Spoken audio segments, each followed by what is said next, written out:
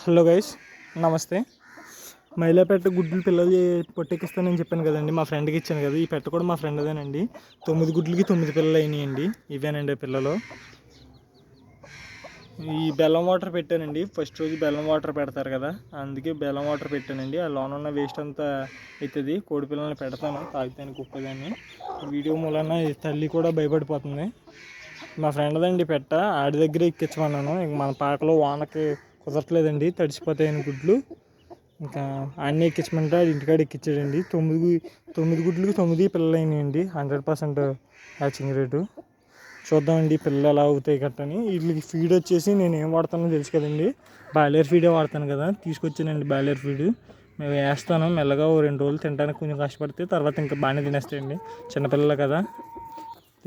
వీటిని ముందు అప్డేట్ ఇస్తానండి, అసలు వీటిని ఎలా పెంచుతాను కట్టా అని. Thank you for watching guys.